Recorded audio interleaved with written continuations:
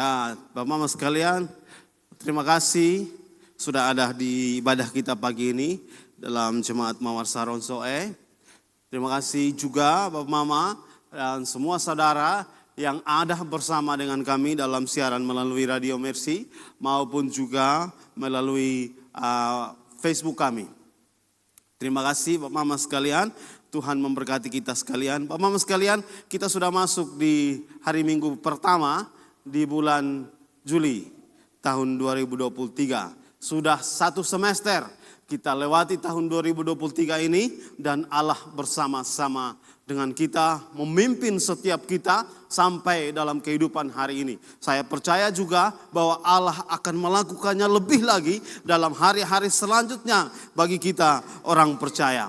Seperti kata firman Tuhan bahwa kuasa Tuhan kemarin hari ini tidak pernah berubah. Bahkan sampai selama-lamanya besok dan seterusnya tetap Allah melakukan kuasanya dalam kehidupan kita. Pagi ini saya akan berbagi kebenaran firman Tuhan dengan judul ciptaan baru.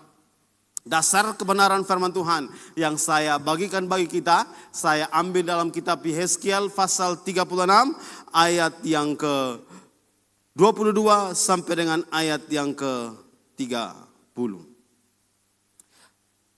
Saya akan bacakan bagi kita. Oleh karena itu katakanlah kepada kaum Israel, beginilah firman Allah. Bukan karena kamu aku bertindak, hai kaum Israel, tetapi karena namaku yang kudus yang kamu najiskan di tengah bangsa-bangsa di mana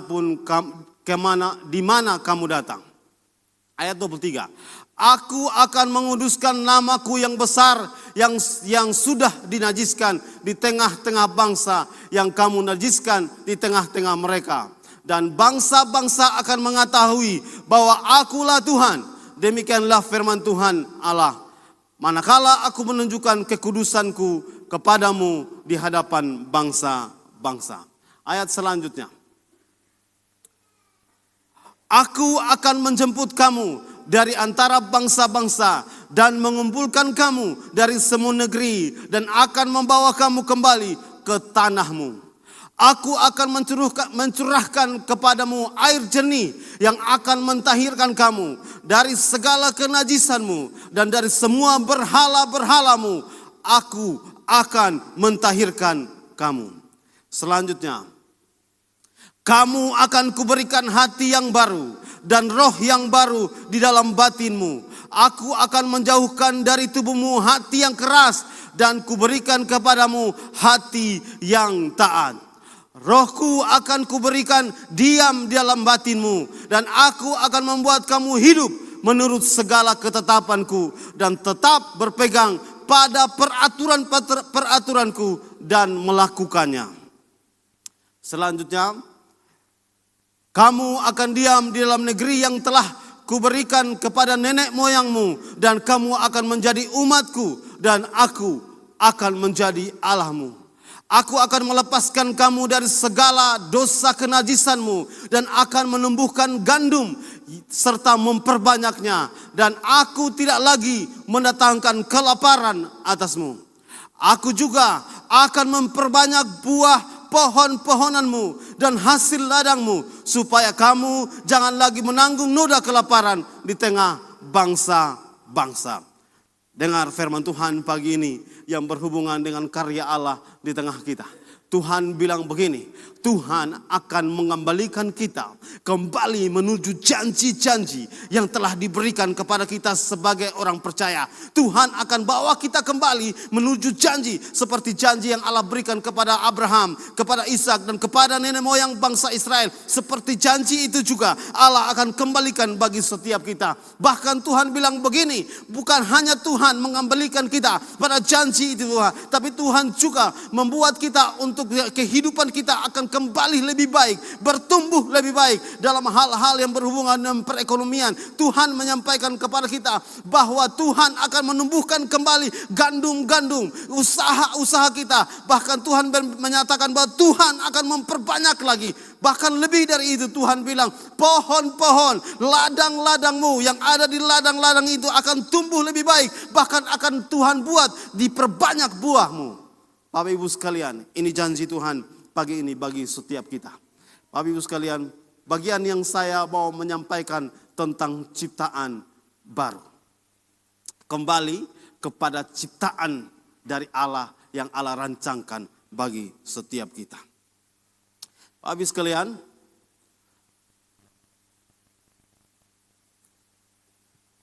saya akan memulai yang berhubungan dengan latar belakang dari kitab Yeremia. Latar belakang dari apa yang sementara kita baca dalam kitab Yeremia, kitab Yehezkiel pasal yang ke-36. Saya akan memulai dengan latar belakangnya. Bapak Ibu sekalian, bangsa Israel dalam zaman Yehezkiel melayani, bangsa Israel ada dalam pembuangan di Babel. Dalam catatan sejarah, kemungkinan besar bangsa Israel dalam zaman Yehezkiel ini adalah pembuangan pertama ke Babel sekitar 597 tahun 597 sebelum Masehi. Dan kata yang dipakai di dalam Alkitab, khususnya dalam Alkitab yang disampaikan dalam kitab Yehezkiel, menyampaikan kepada kita yaitu bahwa pembuangan. Bapak Ibu sekalian, mari kita bersama-sama bergerak yang berhubungan dengan pembuangan. Apakah bangsa Israel secara ekonomi mengalami pembuangan? Apakah bangsa Israel secara roh, secara kondisi rohani mengalami pembuangan? Bapak Ibu sekalian, kalau kita melihat bahwa Babel yang di tempat di mana bangsa Israel dibuang, bangsa Yehuda dibuang adalah negara yang makmur. Negara yang menguasai negara-negara pada waktu itu. Negara yang peradabannya lebih tinggi dari negara-negara yang dia jajah. Pada waktu itu Babel adalah negara adik kuasa. Babel adalah negara yang makmur. Dan bangsa Israel, Allah izinkan bangsa Israel itu dibuang. Allah izinkan bangsa Israel itu masuk dan tinggal bersama bangsa Babel. Tinggal di negara Babel. Secara ekonomi sebenarnya bangsa Israel bukan dalam kapasitas dibuang. Karena mereka tinggal di dalam daerah yang makmur. Kalau kita baca kitab Daniel, kita menemukan bahwa bangsa Babel adalah bangsa yang mengorganisir, mengatur segala pemerintahannya dengan baik. Ada penasehat, ada menteri-menteri. Bahkan Daniel hidup dalam masa-masa 4 raja ketika Daniel ada itu. Kepemimpinan raja, bahkan kehidupan bangsa waktu itu adalah kehidupan yang makmur. Apakah bangsa Israel dibuang secara ekonomi? Tidak. Bangsa Israel makmur secara ekonomi ketika tinggal di dalam daerah Babel. Tapi ketika mereka ada di daerah Babel, Alkitab menyebutnya dibuang. Karena ini berhubungan dengan bukan berada pada janji Allah. Habitatnya dari bangsa Israel adalah tinggal dalam hadirat Allah. Di sana, di dalam daerah Babel, ada memang daerah sinagoge, ada memang tempat ibadah yang mereka bangun. Tetapi tanpa kehadiran Allah. Karena dalam perjanjian lama, bait Allah adalah representasi kehadiran Allah. Dan habitat bangsa Israel, kehidupan bangsa Israel harus ada di dalam hadirat Allah. Bapak Ibu sekalian, maka bangsa Israel menyebutnya, bangsa Yehuda menyebutnya dalam kondisi yang mereka alami ini, menyebutnya dibuang. Diizinkan Allah untuk keluar dari janji-janji Allah. Bapak Ibu sekalian, bagian yang ingin saya sampaikan yang berhubungan dengan habitat, yaitu jika hari-hari ini, jika waktu-waktu ini dan waktu-waktu kemarin koneksi kita, rasa kehadiran Allah di kehidupan kita, rasa kehadiran Allah di keluarga kita, rasa kehadiran Allah di dalam pelayanan kita, rasa kehadiran Allah di dalam ibadah-ibadah kita. Jika waktu-waktu ini sepertinya kita terbuang, Bapak Ibu sekalian, sepertinya kita tidak terkoneksi, maka adalah waktu di mana Bapak Ibu dan kita dan saya mengalami masa dibuang. Masa di mana kita jauh dari hadirat Allah. Masa di mana kita tidak bisa koneksi dengan Allah. Masa di mana kita tidak tinggal, tidak menikmati, tidak ada dalam perjumpaan dengan Allah. Kita boleh ada dalam ibadah di gereja. Kita boleh ada dalam ibadah yang semarak yang diselenggarakan oleh gereja. Tapi kita tidak terkoneksi dengan Allah. Ini bagian yang saya sebut kita sementara dibuang dalam hadirat Allah. Seperti bangsa Israel. Hari ini saya mau menyampaikan kondisi kita. Dan saya mau bertanya kepada Bapak, Mama, kakak, adik semua. Saya mau bertanya bagian ini. Apakah saya sementara ada dalam posisi janji Allah, atau saya sementara keluar dari janji Allah? Bapak Ibu sekalian, kalau kita baca kitab Kejadian pada masa penciptaan, kalau kita baca kitab Kejadian pada masa penciptaan, Allah di dalam kitab Kejadian pasal 1 ayat 11 dan 12, Allah berbicara, Allah berfirman kepada air dan juga kepada darat, supaya ada air dan darat itu terpisah. Kemudian Allah bicara kepada darat, atau Allah bicara kepada tanah. Dan Allah bilang kepada tanah, hendaklah engkau menumbuhkan tunas-tunas dan pepohonan-pepohonan, dan dengan sendirinya tumbuh pepohonan-pepohonan. Allah menciptakan pepohonan-pepohonan, menciptakan tumbuhan-tumbuhan, itu berbicara kepada tanah. Selanjutnya di dalam ayat yang ke-20, ketika Allah mau bicara, ketika Allah menciptakan makhluk-makhluk dan binatang-binatang yang ada di dalam air, Allah bicara kepada air dan Allah berkata, hendaklah dalam air itu hidup makhluk-makhluk dalam air, ikan-ikan. Jadi ketika Allah dalam penciptaan, Allah bicara kepada tanah supaya tanah tumbuh tanaman-tanaman, tanah tumbuh tumbuhan-tumbuhan. Kemudian ketika Allah bicara kepada air, maka dalam air Allah bicara supaya dalam air itu tumbuh makhluk-makhluk hidup, ikan-ikan dan sebagainya. Pada saat penciptaan terhadap tumbuhan, Allah bicara kepada tanah. Pada saat penciptaan tentang ikan, Allah tentang tumbuh-tumbuh, tentang binatang-binatang yang ada dalam laut, Allah bicara kepada air. Tetapi selanjutnya Alkitab mencatat dalam kitab Kejadian, ketika Allah menciptakan manusia, maka Allah bicara kepada dirinya sendiri. Pada saat Allah menciptakan tumbuh-tumbuhan dan tanaman-tanaman, Allah bicara kepada tanah supaya tanah menghasilkan tumbuh-tumbuhan. Kemudian pada saat Allah mau menciptakan binatang-binatang dan binatang yang ada dalam air, Allah bicara kepada air dan Allah menyampaikan kepada air supaya dalam air dihasilkan binatang-binatang yang ada dalam air dan ikan yang ada di dalam air. Setelah itu, ketika Allah menciptakan manusia, maka Allah kembali kepada dirinya dan Allah berkata, baiklah kita menjadikan manusia serupa dengan gambaran kita. Ikan tanpa air tidak bisa hidup.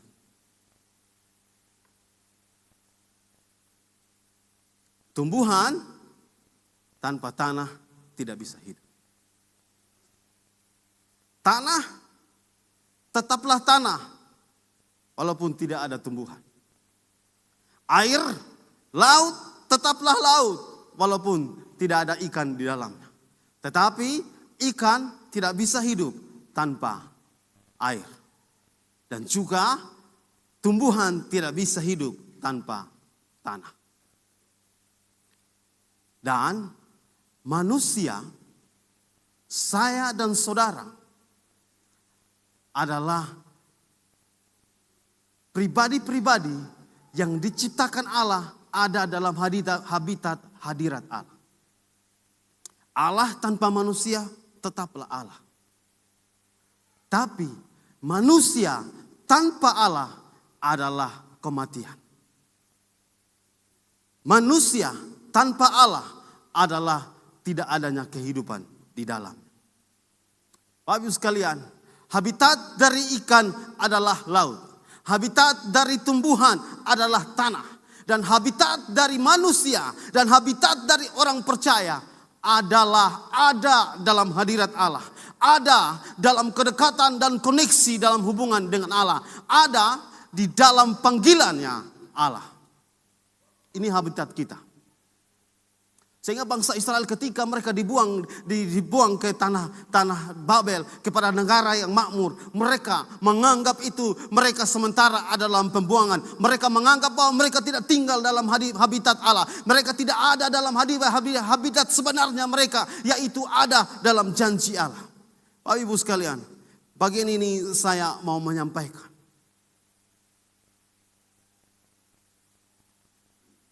Supaya kita tetap ada dalam habitatnya Allah.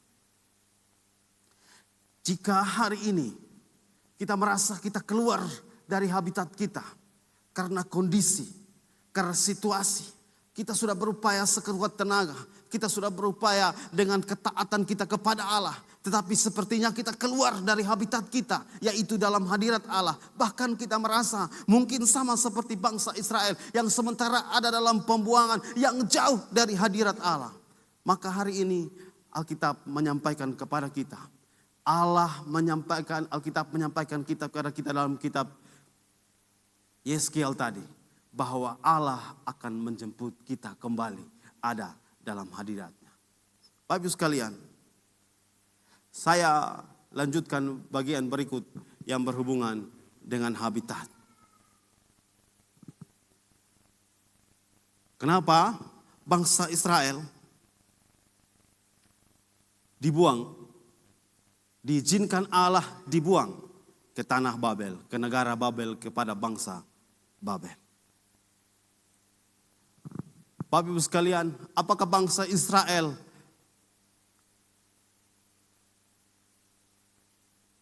tidak lagi menyembah Allah sehingga mereka dibuang ke tanah Babel? Apakah bangsa Israel, bangsa Yehuda berdosa? Apakah bangsa Israel dan bangsa Yehuda pada waktu itu mereka berdosa sehingga mereka datang diizinkan Allah, proteksi dari Allah dilepaskan sehingga bangsa-bangsa datang menjajah mereka, bahkan membawa mereka ada di dalam tanah yang tidak sesuai dengan janji yang Allah berikan kepada mereka? Bapak Ibu sekalian, bangsa Israel merasa bahwa yang terjadi dalam kehidupan mereka adalah karena dosa.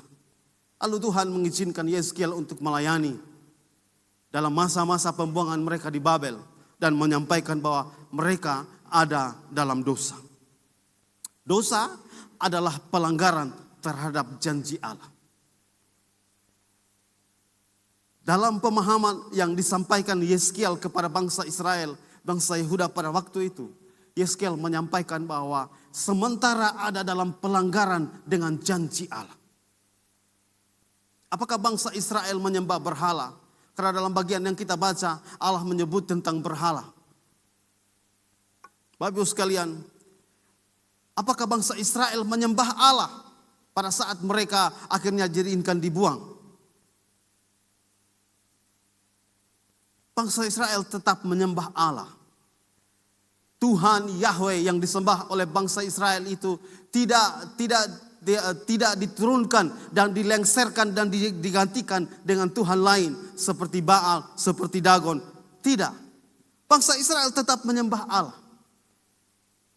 Tetapi bangsa Israel juga menyembah ilah-ilah lain, menyembah Tuhan-Tuhan lain, menyembah dewa-dewa lain yang disembah oleh bangsa-bangsa di sekelilingnya. Allah mengizinkan bangsa Israel untuk keluar dari perjanjian mereka karena dosa mereka. Allah mengizinkan bangsa Israel keluar dari perjanjian mereka dan dibuang ke tanah Babel. Karena Bapa Mama kasih Tuhan Yesus. Karena mereka ada menjadikan Allah lain, Tuhan lain dalam kehidupan. Yahweh tetap ada. Penyembahan kepada Yahweh tetap dilaksanakan di bait Allah. Tetapi bangsa Israel juga menyembah Tuhan lain yang ada pada waktu itu.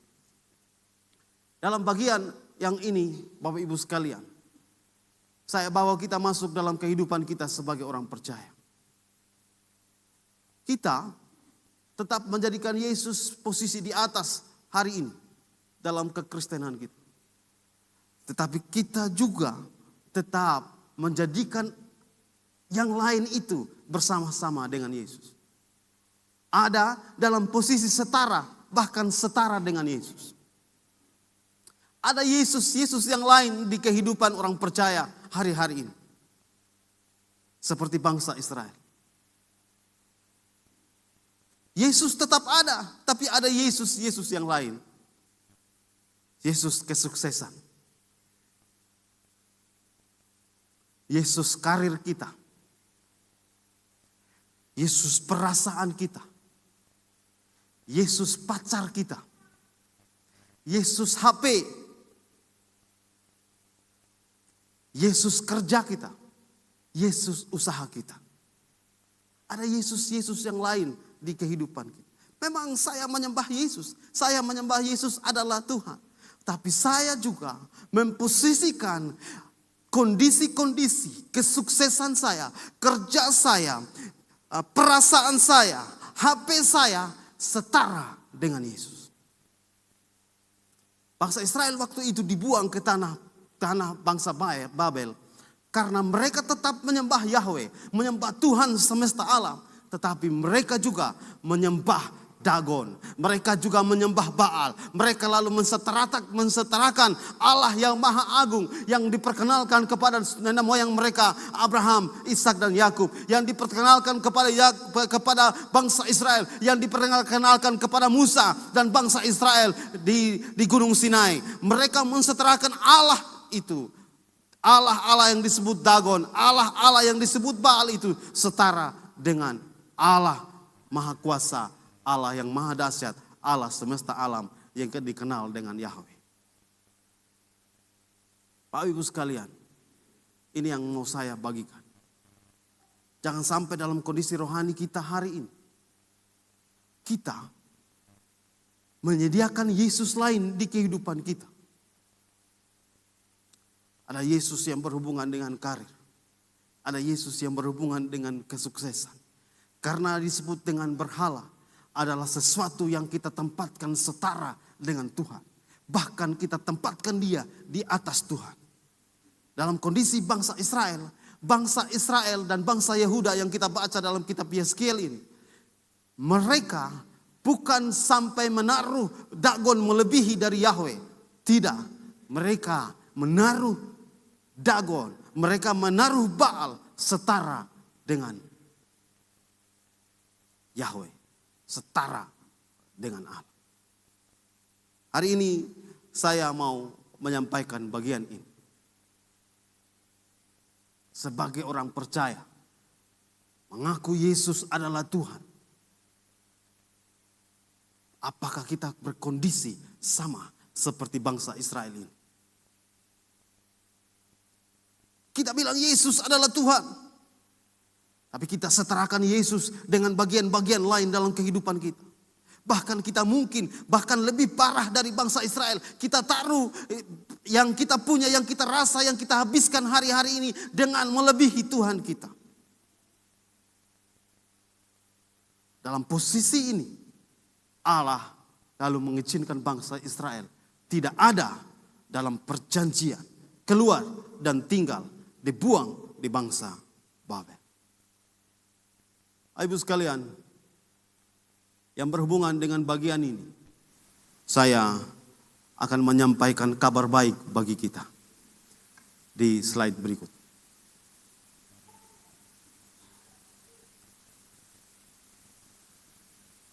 Saya mau menyampaikan kabar baik bagi kita. Seperti yang disampaikan dalam kitab Yehezkiel pasal 36. Ayat 22 sampai dengan ayat yang ke-30. Selanjutnya.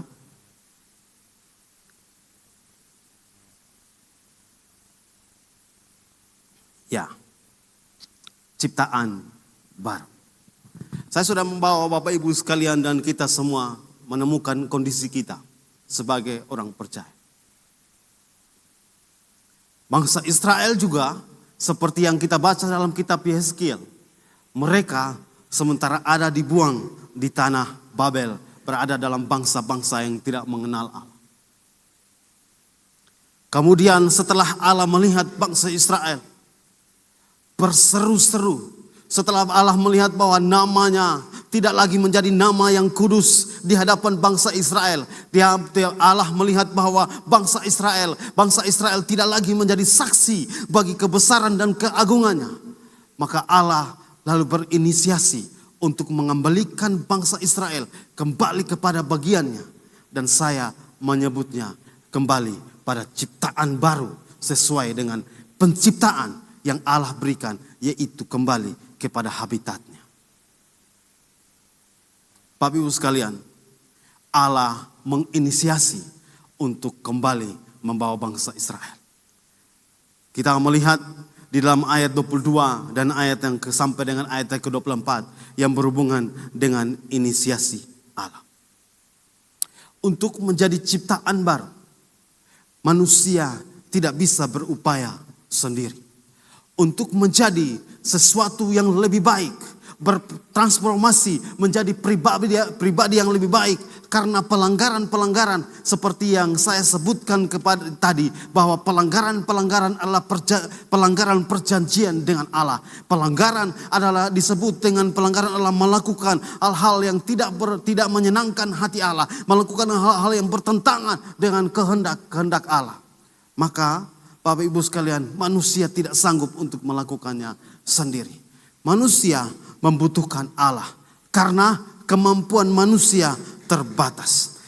Bapak Ibu sekalian, hanya Allah yang bisa mengembalikan kita kembali kepada habitat kita. Dan hanya Allah yang bisa membawa kita kembali kepada penciptaan baru. Kitab Yohanes pasal 3 menjelaskan kepada kita. Ayat yang ke-16.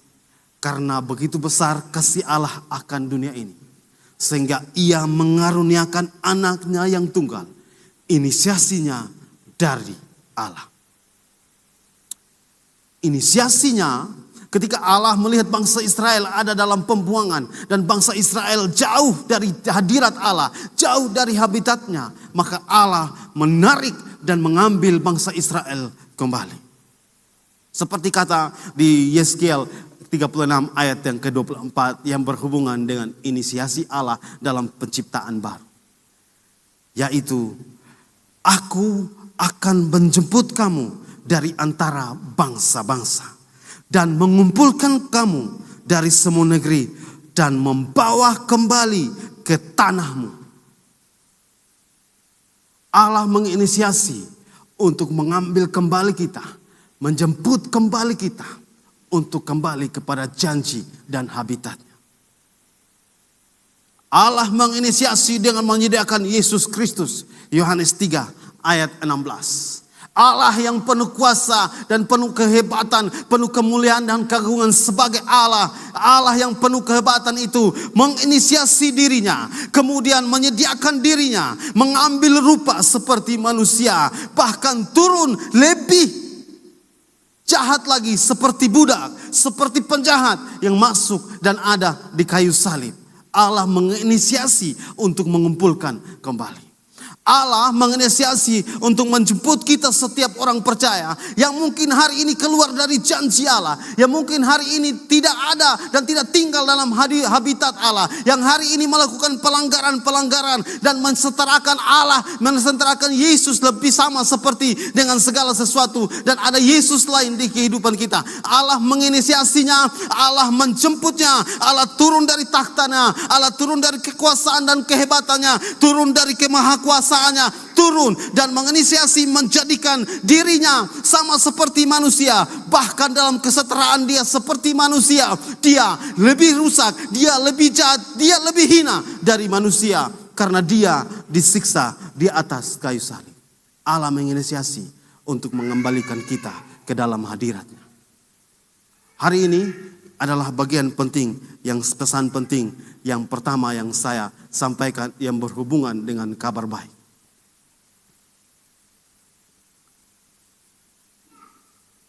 Tuhan memanggilmu. Bukan Tuhan hanya memanggil. Tuhan turun dan menjemput kembali. Dari keadaan yang sementara ini melanggar perjanjian dengan Allah. Tuhan memanggilmu, menjemputmu dari keadaan yang mungkin hari ini kita mensetarakan Yesus dengan Yesus-Yesus yang lain. Yesus Kristus Tuhan dengan Yesus-Yesus yang lain. Yesus-Yesus yang berhubungan dengan sukses. Yesus-Yesus yang berhubungan dengan karir. Yesus-Yesus yang berhubungan dengan kekayaan. Yesus-Yesus yang berhubungan dengan HP. Yesus-Yesus yang berhubungan dengan pacar. Yesus-Yesus yang berhubungan dengan kerja. Yesus-Yesus yang berhubungan dengan usaha-usaha kita. Hari ini Allah berkata kepada kita masuk dalam semester yang baru di tahun 2023 ini. Allah menyampaikan kepada kita, Allah turun dari kuasanya yang hebat, dari kemahakuasaannya. Bahkan bukan hanya turun, Allah mengambil dan menjemput. Setelah Allah menjemput, Allah mengaruniakan Yesus bagi kita. Dan Allah menyediakan pengampunan bagi kita, menyerahkan kita kembali ke hadiratnya, kembali kita kepada habitatnya, yaitu mengaruniakan Yesus Kristus. Bapak Mama sekalian, ini bagian penting. Kita akan masuk dalam perjamuan kudus pagi ini. Tentu saja saya mau mengajak Bapak Mama sekalian untuk kembali ke habitatnya. Habitat kita adalah hadirat Allah. Habitat kita adalah terkoneksi dengan Allah dan ada dalam panggilannya. Mama sekalian, cara Allah menjemput kita adalah menyediakan Yesus. Cara Allah menjemput kita adalah mengizinkan Yesus Kristus Tuhan. Yang tadi kita nyanyi, Raja Mulia yang besar itu. Yang tadi kita nyanyi, Raja Mulia yang agung untuk setiap kita.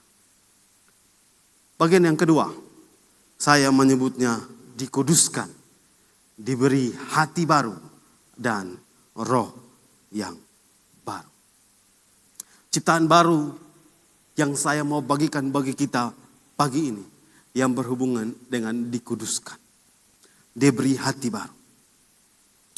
Allah tidak hanya merubah, memberi sesuatu yang baru dalam penampilan. Tidak. Allah selalu mulai dari hati. Karena dari hati itu adalah tanda keluar dari kehidupan kita. Karena hati adalah pancaran luar dari kondisi fisik kita. Kehidupan kita di luar dalam kondisi fisik kita ini ditentukan dari apa yang ada di dalam hati kita. Karena itu ketika Allah menginisiasi untuk menjemput balik kita, maka selanjutnya Allah mengubahnya melalui hati kita. Hati yang baru dan roh yang baru Yesus ajarkan dalam percakapan dia dengan Nikodemus dalam Yohanes pasal 3. Hati yang baru, roh yang baru berhubungan dengan kelahiran kembali.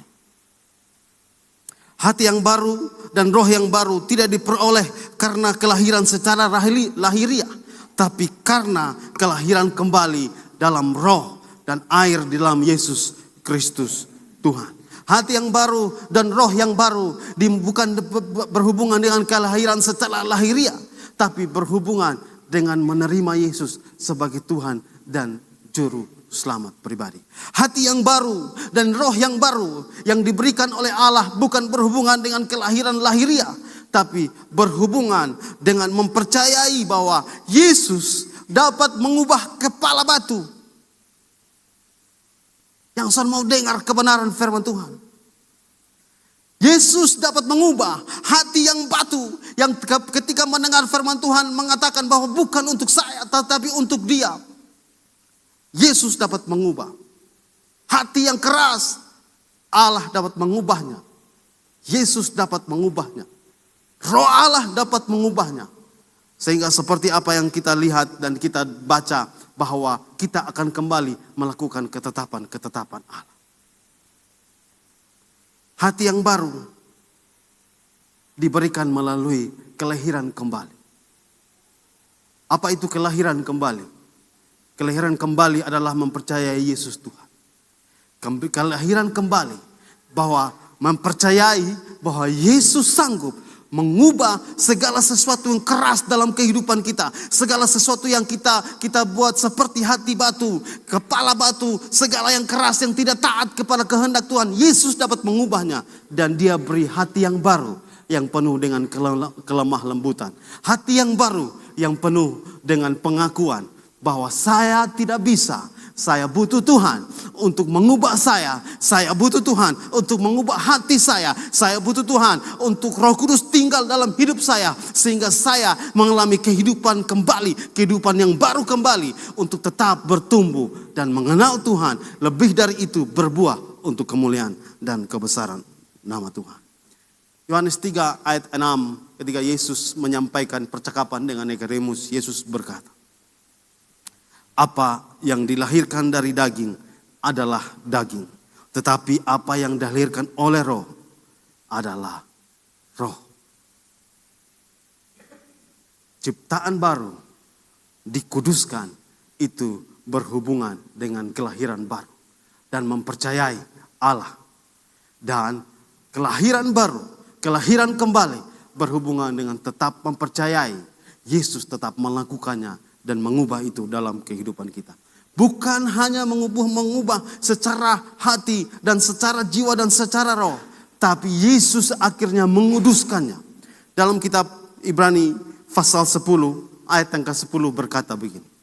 Dan karena kehendaknya inilah kita telah dikuduskan satu kali untuk selama-lamanya oleh persembahan tubuh Kristus.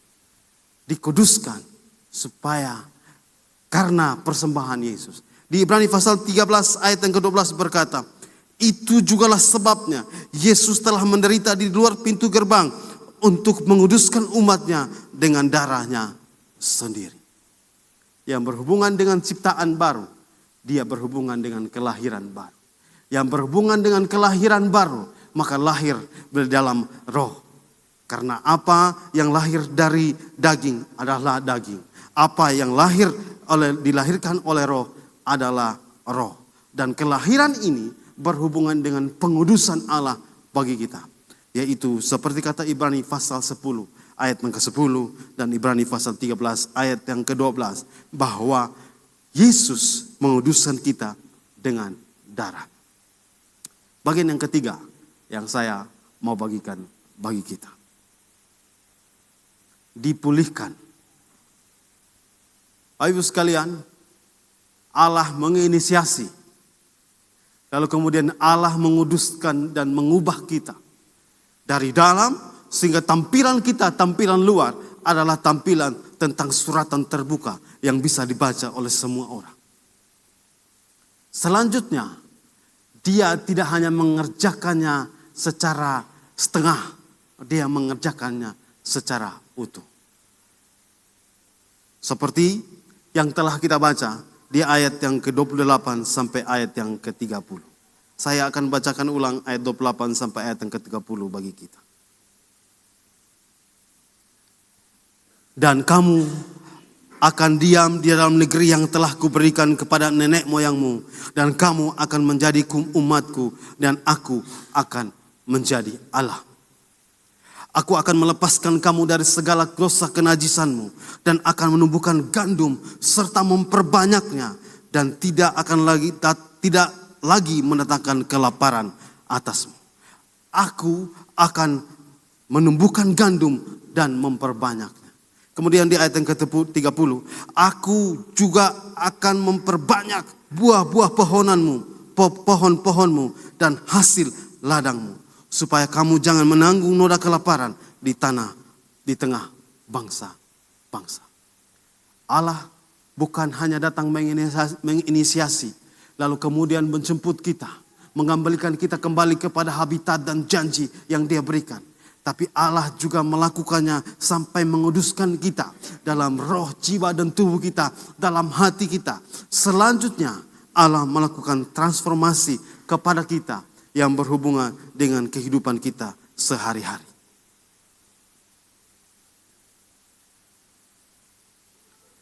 Memulihkan kondisi ekonomi kita, kondisi usaha kita, kondisi karir kita, menumbuhkan gandum serta memperbanyak. Bukan hanya sampai batas itu, Allah lalu menyampaikan lagi bahwa Allah memberi tambahan dengan memperbanyak buah pohon-pohonmu dan hasil ladang. Bapak Ibu sekalian, yang berhubungan dengan penciptaan baru, ciptaan baru dimulai dari inisiasi Allah. Yang berhubungan dengan ciptaan baru, diizinkan Allah untuk dikuduskan untuk bagi kita semua. Roh, jiwa kita, hati kita dikuduskan untuk kemuliaannya. Dan yang terakhir, Allah memulihkan kita secara ekonomi. Bapak Ibu sekalian, bagian ini saya mau menyampaikan. Mungkin hari ini kita melanggar perjanjian. Mungkin hari ini juga kita merasa tidak kudus. Kita merasa telah melakukan pelanggaran di hadapan Allah. Mungkin juga hari ini kita merasa bahwa apa yang kita kerjakan ini tidak mendatangkan penghasilan yang baik bagi kehidupan kita. Bapak Mama, semua saudara-saudara, semua anak-anak, semua orang percaya, saya menyampaikan bahwa Allah bisa melakukannya dan memulihkan secara utuh. Bahkan lebih bagi setiap kita. Standarnya sederhana. Mempercayai dan menaruh Yesus betul-betul satu-satunya Tuhan di kehidupan kita. Mempercayai bahwa tidak lagi ada Allah lain, tidak ada Allah Yesus lain, tidak ada lagi Tuhan lain di kehidupan kita. Hanya Yesus satu-satunya di kehidupan kita. Allah menjemput kita, mengaruniakan Yesus Kristus untuk kita, supaya kita kembali kepada habitat kita, yaitu ada dalam hadirat Allah. Ketika kita ada dalam hadirat Allah, Allah bukan hanya menguduskan kita, tapi Dia memulihkan kita melebihi apa yang kita pikirkan. Seperti kata firman Tuhan, bahwa Allah sanggup melakukan lebih dari apa yang kita pikirkan sebagai orang percaya. Selamat memasuki semester baru di tahun 2023. Masuk dalam bulan Juli dan seterusnya sampai bulan Desember. Selamat memasuki dengan kembali kepada habitat Allah dan janji Allah. Dan Bapak Mama sekalian, kita masuki bulan ini dengan perjamuan bersekutu dengan tubuh dan darah Kristus. Allah mengasihi kita, menginisiasi untuk mengembalikan kita kepada janji Allah. Allah menguduskan kita sehingga kita boleh layak berdiri di hadapan Allah dengan kelahiran baru kita. Pada saat kita mengambil roti dan anggur perjamuan, mari kita mengambil komitmen baru kita di hadapan Allah. Sehingga apa yang dilahirkan oleh Roh akan beroleh keberhasilan pertumbuhan yang benar di dalam Tuhan. Dan bukan hanya itu, Allah memulihkan kita secara ekonomi, secara kesehatan, segala sesuatunya. Karena kita menempatkan Yesus Kristus Tuhan di atas segala-galanya.